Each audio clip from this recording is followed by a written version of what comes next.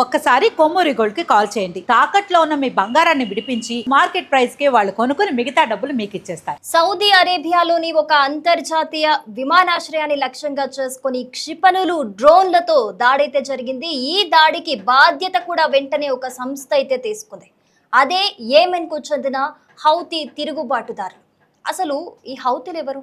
వీళ్ళెందుకు తరచూ సౌదీ అరేబియాపై దాడులు చేస్తూ ఉంటారు? ఇరాన్తో వీళ్ళ సంబంధం ఏంటి? ఇప్పుడు జరిగిన దాడి వెనుక అసలు కారణం ఏంటి?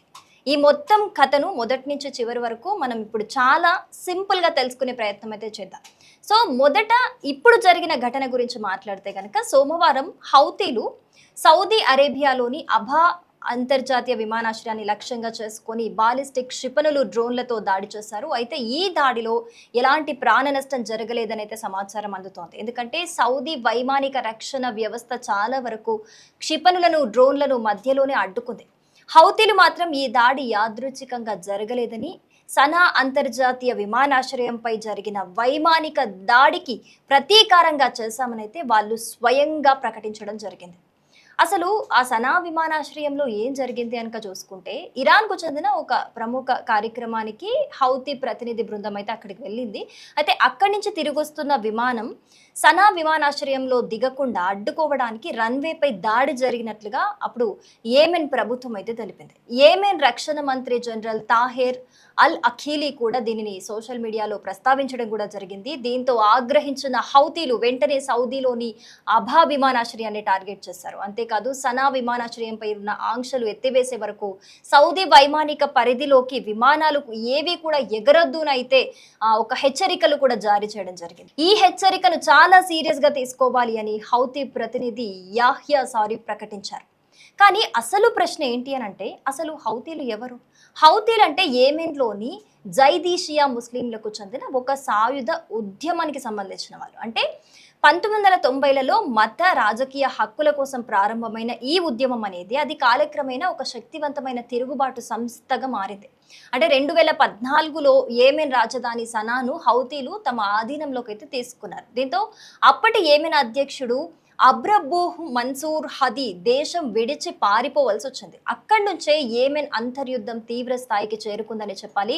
ఇప్పుడు మరొక ప్రశ్న వస్తుంది, అదేంటి అని అంటే, సౌదీ అరేబియా ఎందుకు ఇందులోకి ఇన్వాల్వ్ అయింది అనేది. సౌదీ అరేబియా హౌతీలు మొత్తం యెమెన్ను స్వాధీనం చేసుకుంటే తమ భద్రతకే ముప్పు వస్తుందని భావించింది. అందుకే 2015లో సౌదీ అరేబియా నాయకత్వంలో యునైటెడ్ అరబ్ ఎమిరేట్స్తో పాటు కొన్ని అరబ్ దేశాలు కలిసి ఒక సైనిక కూటమిని అయితే ఏర్పాటు చేశాయి. ఈ కూటమి యెమెన్ ప్రభుత్వానికి మద్దతుగా హౌతీలపై వైమానిక దాడులను అయితే ప్రారంభించింది. అప్పటి నుంచి యెమెన్లో దాదాపు 10 ఏళ్లుగా యుద్ధం కొనసాగుతూనే ఉంది. ఇక ఈ కథలో మరో కీలక దేశం ఏంటి అని అంటే ఇరాన్. హౌతీలకు ఇరాన్ రాజకీయంగా, ఆర్థికంగా, సైనికంగా మద్దతిస్తోందని అమెరికా, సౌదీ అరేబియా చాలా కాలంగా ఆరోపిస్తున్న విషయమే. అయితే ఇరాన్ మాత్రం నేరుగా ఆయుధాలు ఇవ్వటం లేదని చెబుతున్నా కూడా హౌతీలకు శిక్షణ, సాంకేతిక సహాయం అందుతోందని అనేక అంతర్జాతీయ నివేదికలు కూడా చెబుతున్నాయి. అందుకే ఈ యుద్ధాన్ని చాలా మంది Saudi Arabia versus Iran proxy war అని కూడా పిలుస్తారు. అంటే రెండు దేశాలు నేరుగా యుద్ధం చేయకుండా యెమెన్లోని వర్గాల ద్వారా పోరాడుతున్నాయి అన్నమాట. సో ఇటీవల సంవత్సరాల్లో హౌతీలు కేవలం యెమెన్కే పరిమితం కాలేదు. సౌదీ అరేబియా, యుఏఈలపై వందలాది డ్రోన్ క్షిపణి దాడులు చేశారు.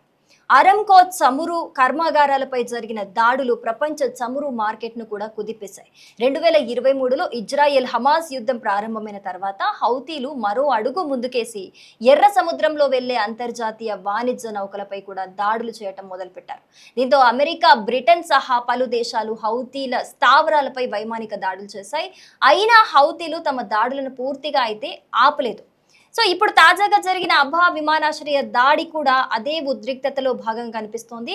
ఒకవైపు సనా విమానాశ్రయంపై దాడులు, మరోవైపు దానికి ప్రతీకారంగా సౌదీపై హౌతీల దాడులు. ఇలా ప్రతీకార దాడులు కొనసాగుతూ ఉండటంతో యెమెన్ ప్రాంతంలో శాంతి నెలకొనే పరిస్థితులైతే ఇంకా మనకి కనిపించటం లేదు. ఒకప్పుడు యెమెన్లో అంతర్గత రాజకీయ సమస్యగా మొదలైన ఈ వివాదం అనేది ఈరోజు Iran, Saudi Arabia, America, Gulf దేశాలు అంతర్జాతీయ వాణిజ్య మార్గాల వరకు ప్రభావం చూపే స్థాయికి చేరుకుంది. అందుకే యెమెన్‌లో ఒక్క క్షిపణి పేలినా కూడా దాని ప్రభావం ప్రపంచ చమురు ధరల నుంచి అంతర్జాతీయ విమాన, నౌక రవాణా వరకు కనిపిస్తూనే ఉంటుంది. మరి తాజాగా హౌతీలు చేసిన ఈ హెచ్చరికల తర్వాత పరిస్థితులు మరింత ఉద్రిక్తంగా మారతాయా? లేక మరోసారి చర్చల ద్వారా శాంతి ప్రయత్నాలు మొదలవుతాయా అనేదైతే ఇప్పుడు ప్రపంచం మొత్తం ఆసక్తిగా గమనిస్తున్న పరిస్థితులు. సో ఈ దాడి కారణంగా మళ్ళీ మిడిల్ ఈస్ట్ వాతావరణం అనేది ఉద్రిక్తతను సంతరించుకుంది. సో ఇప్పటికైతే హౌతీలు హెచ్చరిక అయితే జారీ చేశారు. మేము ఎయిర్‌పోర్ట్‌ని ఇప్పటికే దిగ్బంధం చేసుకున్నాము. మా అనుమతి వచ్చే వరకు కూడా ఆహ్, ఏదైతే విమానాలు ఉన్నాయో అవి గాల్లో ఎగరకూడదు అని కూడా ఇప్పటివరకు హెచ్చరికలైతే జారీ చేయడం జరిగింది. మరి ఇది ఎక్కడి దాకా వెళ్తుంది? ఇంకా ఎలాంటి దాడులు జరుగుతాయి? దీని తీవ్రత ఏ విధంగా ఉంటుంది అనైతే ముందు ముందు చూడాల్సి ఉంది.